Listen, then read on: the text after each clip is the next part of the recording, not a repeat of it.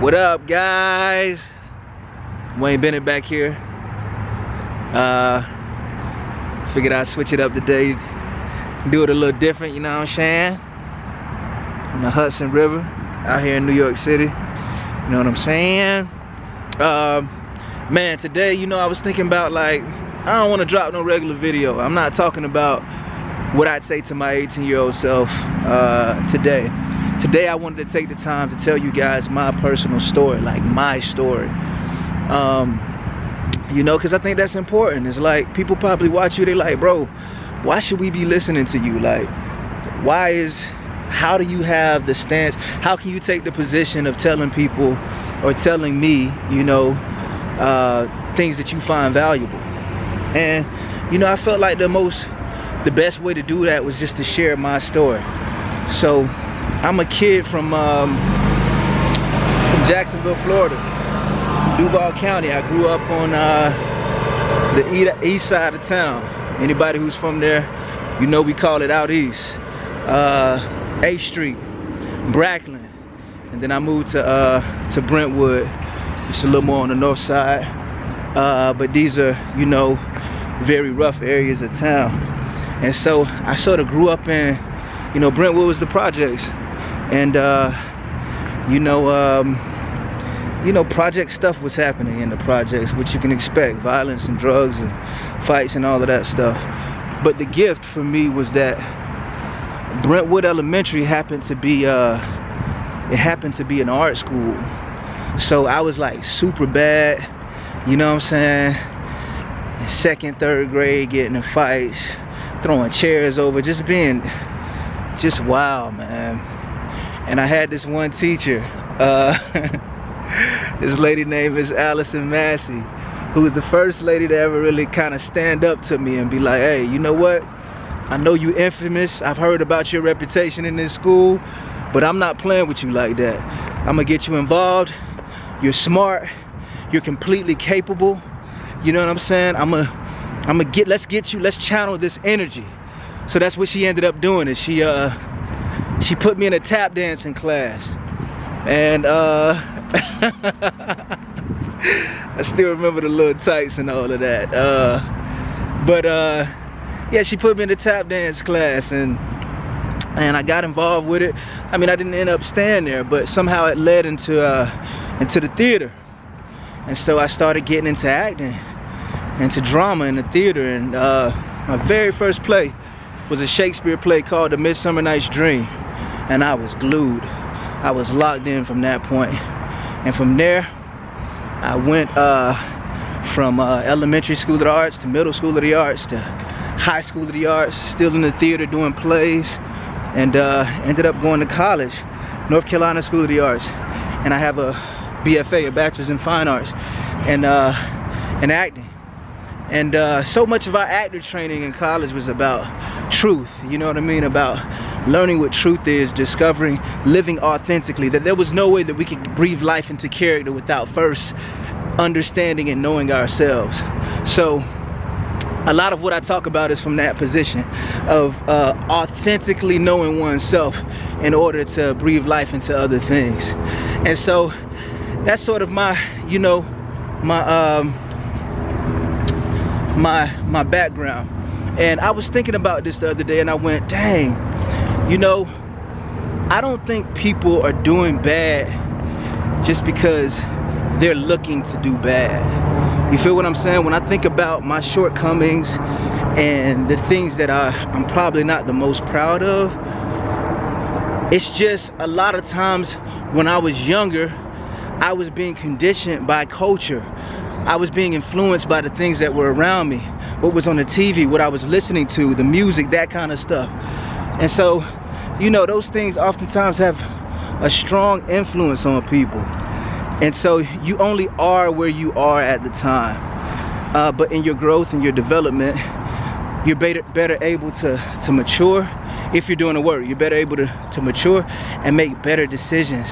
And so what I've come to is that people are not doing bad just because they're looking to do bad. People are not poor just because they wake up and they're like, hey, I want to be poor today. Or people are not dysfunctional or you know, dishonest because they wake up and they go, oh, I'm just seeking to be dishonest today. You know, a lot of times it's a result of they just don't have the information at the time. We lack information, especially in those communities that I'm talking about, like Brentwood, where I grew up.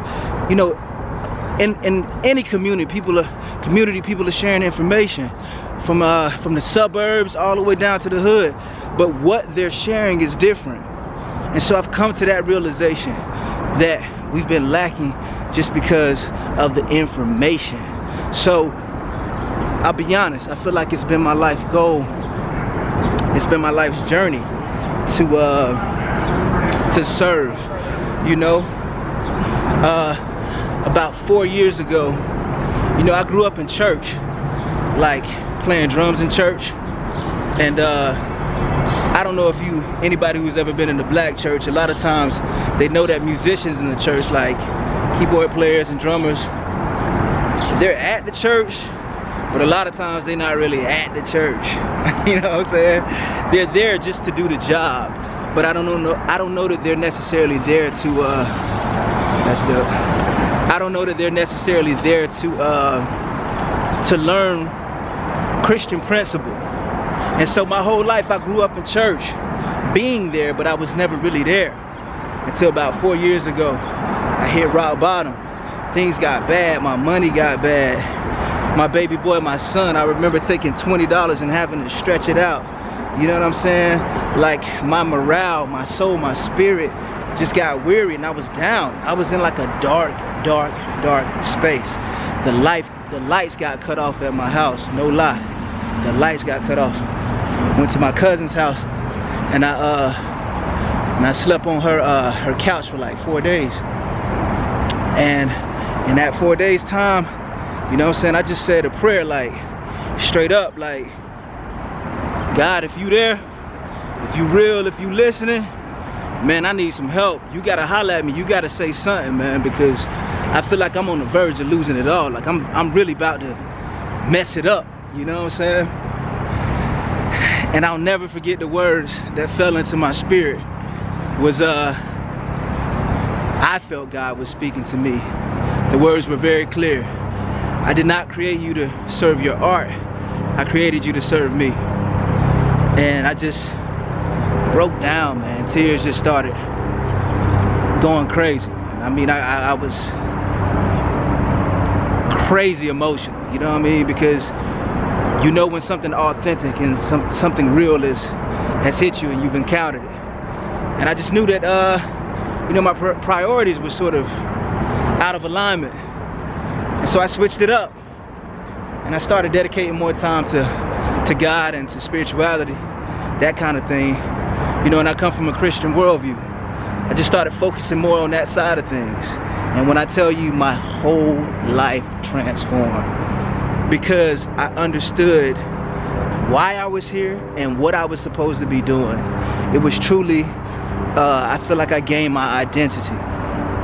And so my best friend always tells me this, and it's so important, that identity trumps purpose. That you can be out here pursuing and chasing and doing all of this stuff and still not connecting because you're not rooted in who you truly are. You're just doing stuff, you know? And so, yeah, life has changed. I started to learn more about, you know, godliness and godly principle. I started learning more about money. I started learning more about service. I started evaluating the things where I went wrong in relationships. I started learning how to have healthy relationships because we only saw, you know what I'm saying, arguments and fights and, you know, relationships from that position in our homes. We never saw, you know, thorough, healthy relationships. You know, I started understanding how to, you know, the criteria when I'm looking to date. What are the things I should be paying attention to? You know, really digging in there and realigning and transforming the way that I saw and the way that I thought about things. But it all stemmed from my identity. So, yeah, that's it. You know what I mean? Today I just wanted to take that time to share the story. You know what I'm saying? To share the story of me and who I am.